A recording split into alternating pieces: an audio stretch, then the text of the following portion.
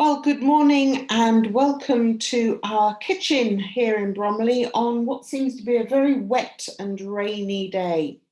But never mind, I have a warm cup of coffee in my hand, and so all is well. About 10 years ago, a small group of us were cleaning the chapel at Argoyd near Blackwood. It was just coming up to Easter, and so we had a big task to do.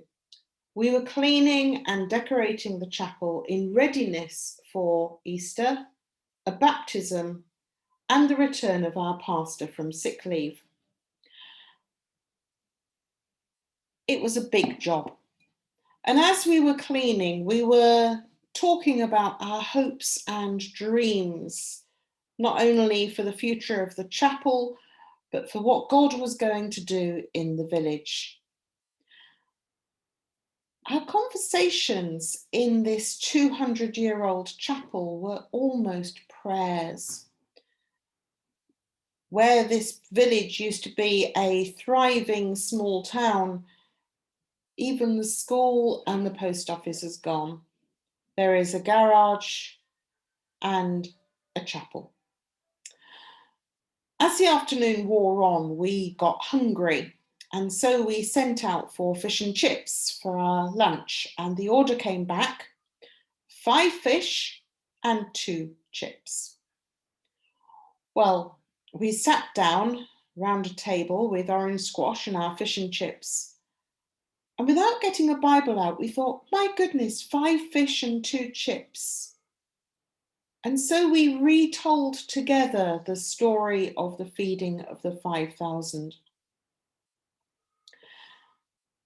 In so many ways, that simple meal of fish and chips while cleaning the church and talking of our hopes and dreams for what God would do was far more of a communion than I have experienced in so many other places.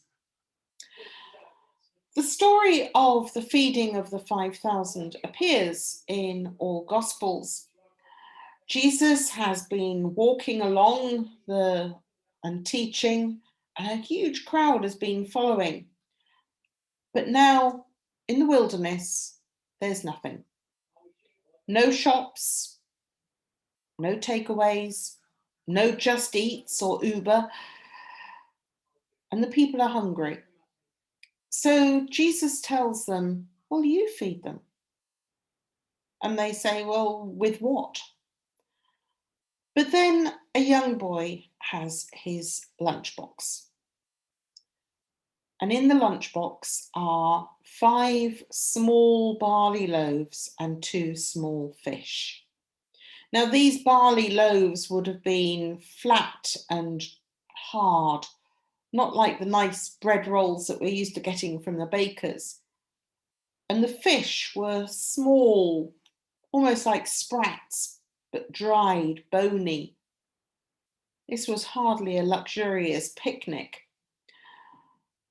It was instead the food of the poor. But notice what Jesus does. He accepts this young boy's picnic, such as it is.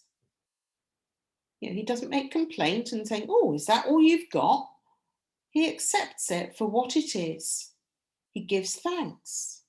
He blesses it, he breaks it, and he gives it out to the disciples to share with everyone else.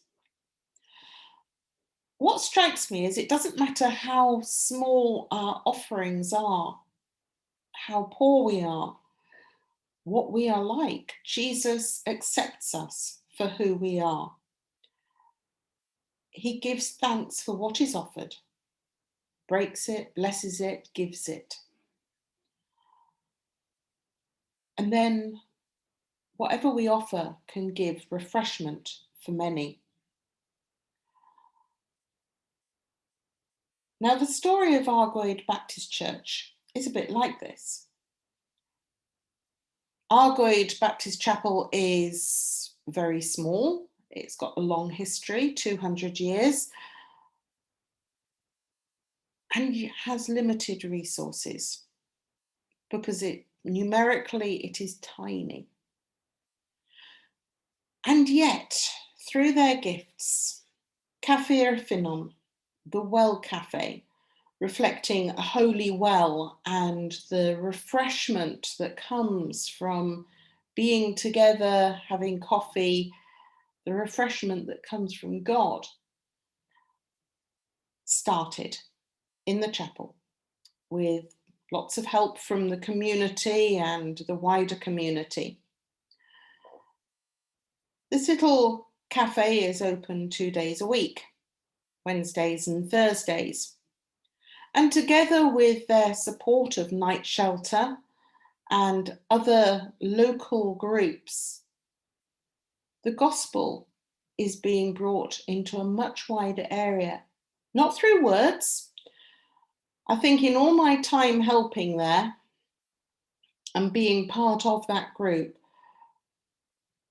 people don't get Bibles out and read Bible verses, but we sit and we listen and we offer cups of tea and simple meals, and we are there for the people, and they keep coming back.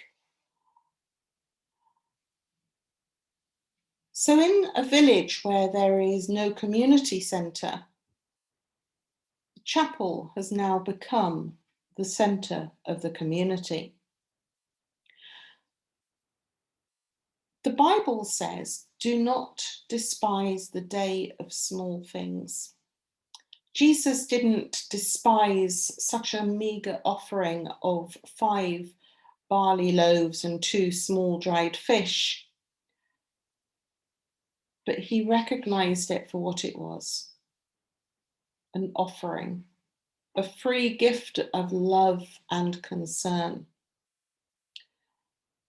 So if you are ever in the Sahawi Valley near Blackwood or Tredegar, and when lockdown restrictions end, may I encourage you to pop into Argoyd Chapel. It's on the High Street, which the main road runs along the top and the High Street runs down in a dip below it. Discover what happens when God takes what we have, the little we have,